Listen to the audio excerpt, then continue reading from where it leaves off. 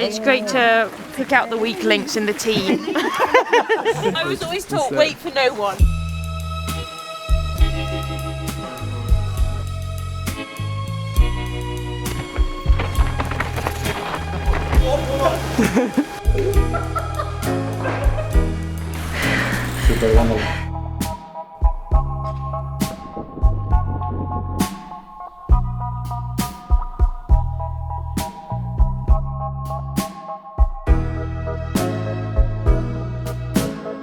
Day one! 4:30 wake up, come to Girona. It's so beautiful. Everyone loves Girona. Team camp day one. It's amazing. Feels like everyone just hit the ground running this year. Everybody knows what's up, knows what they're doing.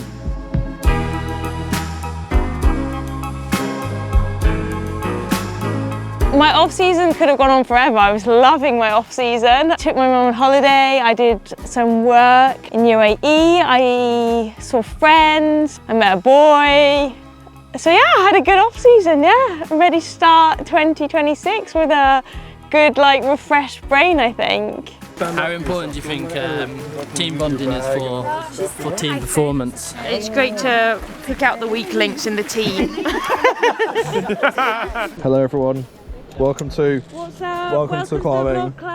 Cam. We're having a great time already. Yeah, I can't describe it. Heights like that don't make me scared.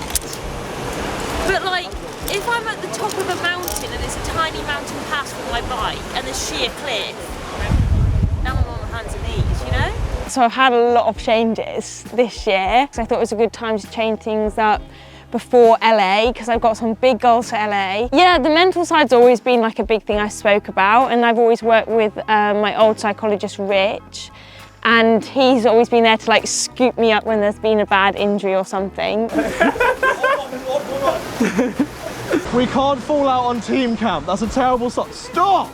Yeah, I think it's so important. I wouldn't be here racing now if I didn't start working back with Rich and when I was 21. It's funny because you say you talk to a psychologist and it's like I've got all these problems, and it's not that at all. I think it's like a lesson. I'm always learning skills of tactics or racing or how to deal with things, or there's just loads of different things, and it's more lessons in psychology to learn all these skills that I can then use when it comes to a race or a training camp or loads of different situations. I can now have a wee. I deserve a medal for not needing a wee. I need a wee now. Yeah, fun. Yeah, great, really fun. It's been a lovely time, and now we're going to go and have a picnic with a view of the sea. The riders have organised a picnic, but Sam's done everything. That's just your career They've summed done a up, great though, job. isn't it? Yeah. Really good job, guys. Well done. You know that Instagram, it's I booked the holiday and then the other person did nothing. Well, Sam's made the brownies, Sam's done the food shop, Sam's lifted it all up here, and the riders are just going to take all the credit now. It's terrible. We could actually...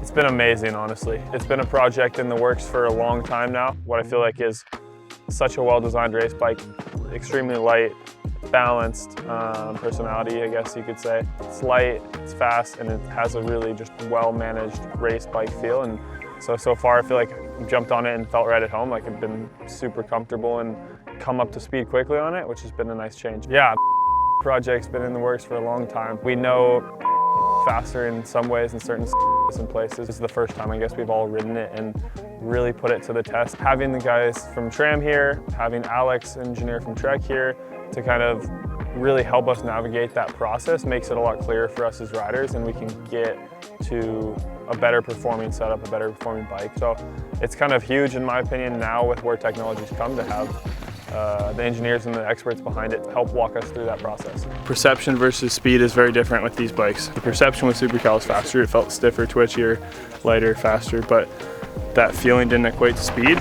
So it's super interesting to actually always put the clock to it. Supercal versus Top Fuel riders always think that when they're feeling the trail that they're faster, but pretty much every time the calmer, quieter bike is the faster bike. We're just gonna rep a section of trail. This is the first time on the new bike, so we're lucky to have Todd and Trem here to just help walk us through some setup stuff. Okay, rolling.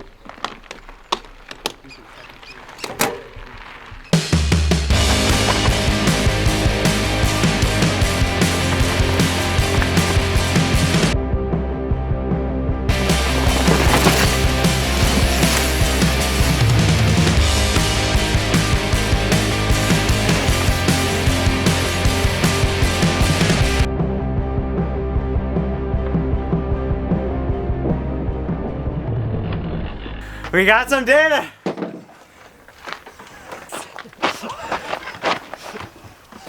What?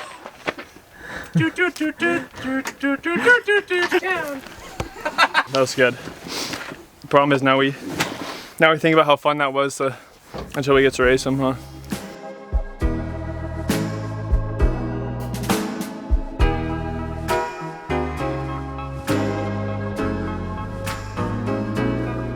I spend a lot of time in the gym, and I actually think that's probably one of the things I've changed the most in the last couple of years, like building my strength, because I also realized, you know, maybe I will get injured less if I have more muscle so that I can handle my bike better.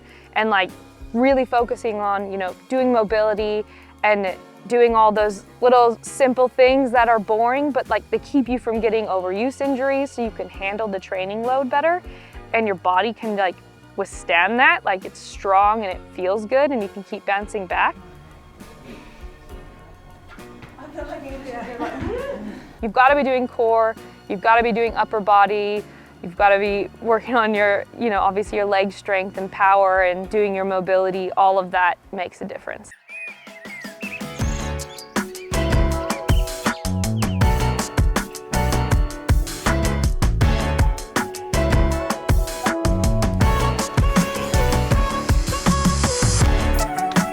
Always says is like in any other sport, there's skills and drills that you're always practicing. Like in soccer, you're dribbling, you're passing, you're doing cornering, like you're doing drills where you're going through cones. Like so many other sports, there's all those drills you practice.